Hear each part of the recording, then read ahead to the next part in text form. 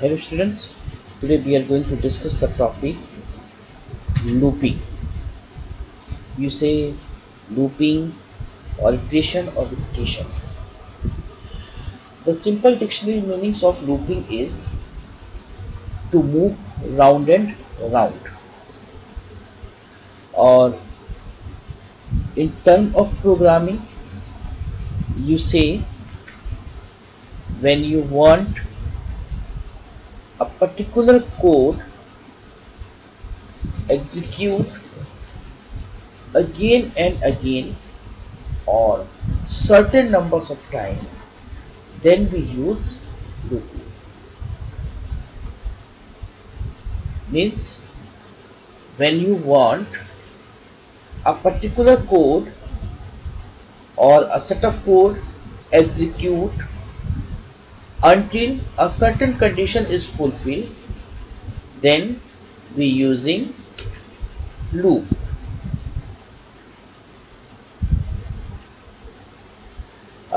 Python support two kinds of loop. First is counting loops and second is conditional. Here the for loop is known as counting loop.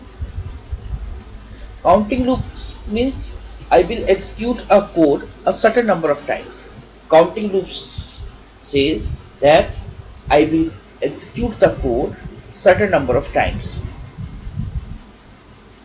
Certain number of time means, let's suppose that if you want your code will execute 10 times, then counting loop execute it 10 times, or you say 30 times, it will execute 30 times. Here we are using for loop as a counting loop. The syntax of for loop is for, then control variables. Control variables display the most important role here, means it's control the execution of, you say, code, or it control the for loop. Here this is the control variables, and then in, and here sequence. Here in next chapter I will explain you the role of in operator. Here control variable, then you write a sequence. Sequence may be you say any string, any number. Let's understand the for loop by taking an example. This here I have open the IDLE and I am going to write a code for I. This is the control variable I in, and here I am taking a sequence, you say Python. Here I am taking the string, and you know string is the group of character, this, and now I am going to print I, and if I will execute the code, now let you see how it is generating output. This just taking few seconds to execute.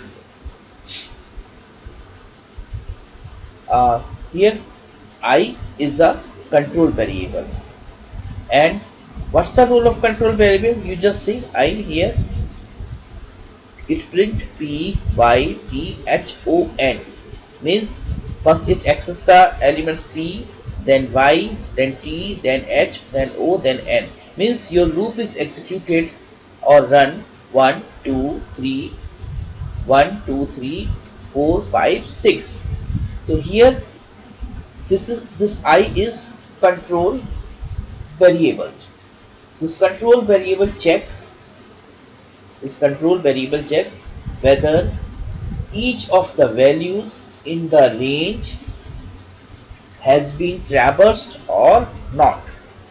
Has been traversed or not means this control variable access each elements of a, or you say each characters of a string. Now let's suppose that I am taking here one more sequence for I in. You say here I am taking the sequence 2 3 7 6. This is I am taking a sequence 2 3 7, this is number, then but now this is not being a number, it is being converted into string because it is in a double quotes. Here I am taking the sequence of number, and now if I will execute this code, can you tell me what the output it will generate? Yes, you are right. The output will generate as here you just say 2376. Let me make it comment because it is getting a problem. We are not able to see the proper output. Then now if I will execute this code, what you will see here, this is 2376. Now here this control variable first traverses the element 2, then 3, then 7, then 6. It means your loop is executed 4 times. Now here the execution of loop is depend on the elements of you say sequence, the number of elements in sequence, or numbers of, here it's depend numbers of elements in the string, here again it's depend the numbers of elements in string. Means the sequence of loop is depend on the number of elements in a sequence.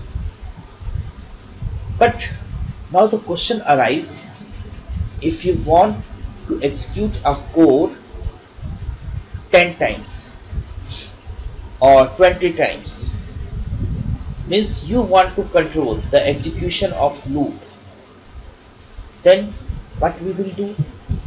Then you will do a very simple task here, and this simple task is use for loop, then I, then in, then here I will use the range function. Range function has 3 important things. First is the starting point, initial point, then how many times the loop will execute. Basically it executes the code n-1, and then this is the step. Step means it will run one by one, means first 1, then 2, then 3. Let's suppose that if I print the value of I, then what the series it will generate? It will generate the series 1, 2, 3, 4, 5 and so on. Okay, let you see what we are getting the output. We just see here it is initial point is 1, then how many times the loop is executed? It's executed n-1, and then you just the series is 1, 2, 3, 4, means it is taking the steps of 1. But if I put here 2, then what is going to happen? It take the 2 steps. Let you see. Now is 1, then it take skip 2 steps, then 1 plus 2 3, then 3 plus 2 5, then 5 plus 2 7, then 9. And if you want to steps, if you want to increase more steps, then you write here, let's suppose that 3. Then can you tell me what the output will be? Let you see. Okay, now the 1, then it take a step 4, then it take the steps of 3, then therefore generate the value 3, means 1 plus 3 4, then 4 plus 3 7. It's taking the steps. Here what I want to explain you, the for loop, or you can use the for loop with the sequence or with the range function, and in both places the control variables play the vital role. Control variables means it check whether all the elements of a sequence has been traversed or not, has been accessed or not. Or if you want to execute a code certain numbers of time, then we use the range function.